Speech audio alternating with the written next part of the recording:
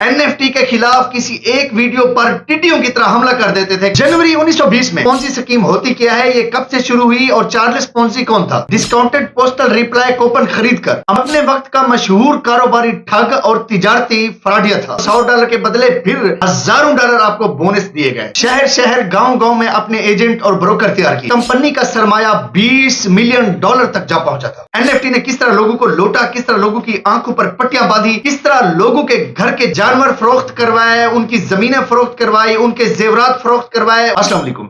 Ponzi स्कीमें क्या होती हैं, ये किस तरह लोगों की माइंड ब्रीफिंग करते हैं और किस तरह लोगों को लूटते हैं। आने वाले 1-2 दिनों में भाग जाने वाली सबसे बड़ी एनएफटी, जो कि शायद रिकॉर्ड पोंजी स्कीम होने वाली है। अगर मैं अपने मुल्क की बात करूं तो एनएफटी ने कम से कम हर घर में से किसी के जानवर, किसी के जेवरात, किसी के मुख्तलिफ असासे जात सेल आउट करवा के इन्वेस्टमेंट करवाई और लोगों को झांसा देकर कि आपने अगर $1 इन्वेस्ट किया तो आपको $1 के बदले कितने डॉलर देंगे। सबसे पहले बात करते हैं कि पोंजी स्कीम होती क्या है, ये कब से शुरू हुई और चार्ल्स पोंजी कौन था। पोंजी स्कीम हर जमाने में होने वाला एक फ्रॉड का मंसूबा है, जिसमें पहले पैर सरमायाकारी करने वालों को मुनाफा बाद में सरमायाकारी करने वालों में से दे दिया जाता है। जो पहले आते हैं वो चंद एक तो कमा जाते हैं, लेकिन जो बाद में आते हैं उनका पैसा, उनके इन्वेस्टमेंट डूब जाती है। लफ्ज पोंजी एक अतालवी शहरी के नाम का हिस्सा है, जिसका पूरा नाम चार्ल्स कार्लो पोंजी था। ये अपने वक्त का मशहूर कारोबारी ठग और तिजारती फ्रॉडिया था। आज से 100 साल से भी ज्यादा, तकरीबन 1920 में चार्ल्स पोंजी ने इस फ्रॉड की इब्तिदा की, यानी कि बुनियाद रखी, जिसकी वजह से वो पूरी दुनिया में न सिर्फ मशहूर हुआ बल्कि आज तक दुनिया के हर फ्रॉड और बोगस कंपनियां चार्ल्स पोंजी के आइडियाज और तौर तरीकों को अपनाती हैं। जनवरी 1920 में चार्ल्स पोंजी ने बैरूनी ममालिक से डिस्काउंटेड पोस्टल रिप्लाई कूपन खरीद कर अमेरिका में सबसे ऊंची कीमत में फरोख्त करने का दावा किया। उसने कारोबार के लिए अवाम से 45 दिनों में 50% मुनाफा और 90 दिनों में 100% मुनाफा देने का ऐलान किया। सरमाया हासिल करने के लिए उसने सबसे पहले सिक्योरिटी एक्सचेंज कंपनी बनाई। शहर शहर गांव गांव में अपने एजेंट और ब्रोकर तैयार किए, जिनका काम सिर्फ सरमायाकारों को फंसना था, यानी कि उनको फंसाना था। चंद महीनों में पोंजी की कंपनी का सरमाया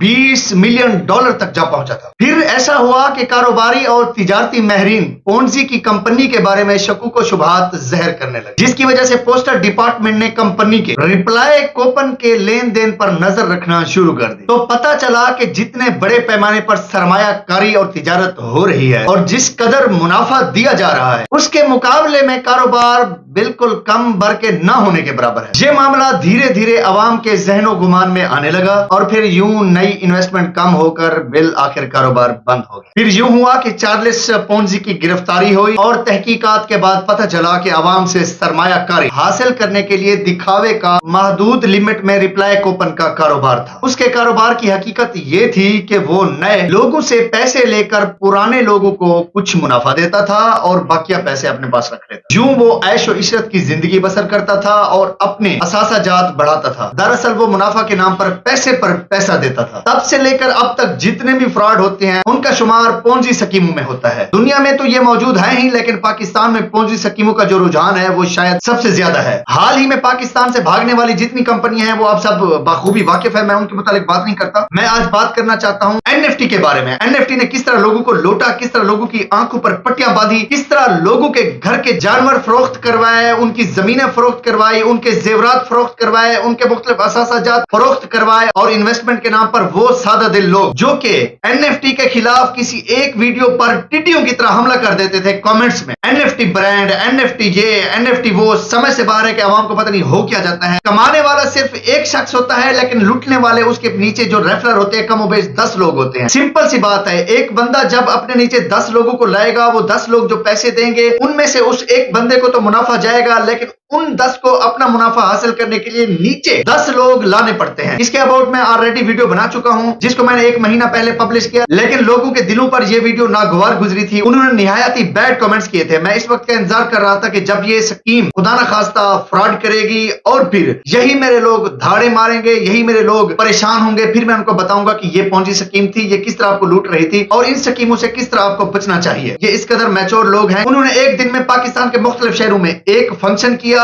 कुछ इनामात दिए लोगों की, उन्होंने मजीद माइंड ब्रीफिंग की, लोगों को मजीद कायल किया, अपनी तरफ माइल किया और फिर अगले दिन उन्होंने ऐलान कर दिया कि अगर आप $1 जमा करवाएंगे तो 1 मिलेगा, $100 जमा करवाएंगे तो 100 मिलेगा। एक दिन यही सिलसिला चला, अगले दिन फिर एक स्टेटमेंट आ जाती है कंपनी की तरफ से कि अगर आप $100 इन्वेस्ट करेंगे तो आपको बोनस दिए जाएंगे, और $100 के बदले फिर हजारों डॉलर आपको बोनस दिए गए, जो कि अब तक की सूरत हाल के मुताबिक वो टोटली डमी और फेक हैं। उनमें से शायद किसी का भी विथड्रॉ नहीं लगने वाला। जो विथड्रॉ लग रहे हैं आज तक वो विथड्रॉ हैं जो उनकी ऑफर से पहले आपने लगाए हुए थे, क्योंकि उनके कुछ घंटे हैं जिनने वो मुख्तस किए हैं कि इन घंटों के बाद आपका विथड्रॉ आएगा, और वो ऐसा ऐसा आपको विथड्रॉ दे रहे हैं। मेरे ख्याल से जो विथड्रॉ आपको मिल रहा है वो 0.1% होगा, और जो आप अब तक भी डिपॉजिट कर रहे हैं वो 100% डिपॉजिट कर रहे हैं। बड़े अफसोस की बात है कि वो लोग जिन्होंने झूठ बोलकर इस सूदी एप्लीकेशन को लोगों में प्रमोट किया, लोगों को कायल किया, लोगों को शोर्टियां दी, मैं समझता हूं कि सबसे बड़े कसूरवार यही हमारे लोग हैं, जिन्होंने हमारे सादा दिल लोगों को बरगलाया, उनको दिन को सितारे दिखाए, और फिर यूं हुआ कि वो